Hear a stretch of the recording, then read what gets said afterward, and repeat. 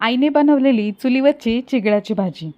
ही भाजी साधी पण चव एकदम भारी. गावाकडे गेल्यानंतर आईने ही बनवलेली चिगळाची भाजी साधी असली तरी चव अशी की बोटं चाटतच राहाल. गावाकडची संध्याकाळ, चहा झाला आणि चुलीवर बनवायला घेतली आईने ही चिगळाची भाजी. चहा पिल्यानंतर लगेचच ही भाजी बनवायला सुरुवात केली. भाजी निवडून घेतली. ही बघा, ही अशा पद्धतीची चिगळाची भाजी असते. एकदम छोटी छोटी पानं असतात आणि कोवळ्या काड्या असतात.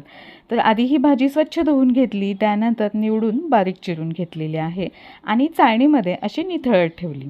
त्यानंतर खलबत्त्यात लसूण कुटून घेतला. लगेचच कढई ठेवली. कढईमध्ये तेल तापत ठेवलं आणि त्यामध्ये लसूण घालून घेतला. लगेचच 1 चमचा जिरंसुद्धा घालून घेतलं. त्यामध्ये थोडीशी हळद घालून घेतली आणि लसणाचा हा छान खमंग वास सगळीकडे पसरला होता. लसूण छान असा परतला गेल्यानंतर यामध्ये घालून घेतलेली आहे ही चिगळाची भाजी.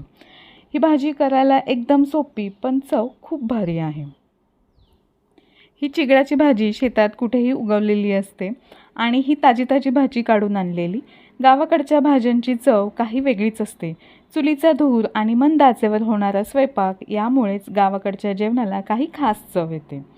आता ही भाजी घालून घेतली. त्यामध्येच लगेच लाल तिखटसुद्धा घातलेलं होतं आणि थोडीशी भिजवलेली मूग डाळ घालून घेतली. आता हे सगळं छान असं आपल्याला परतून घ्यायचं आहे. यामधलं पाणी थोडंसं कमी झालं की मग यामध्ये घालायचं आहे चवीनुसार मीठ. मीठ घालून घेतल्यानंतर आपल्याला ही भाजी 2 ते 3 मिनिट अजून छान अशी शिजू द्यायची आहे. गरम तेलात फक्त जिरं आणि लसणाची फोडणी आणि तिखट मीठ एवढंच बस. साधी भाजी पण मन जिंकणारी चव.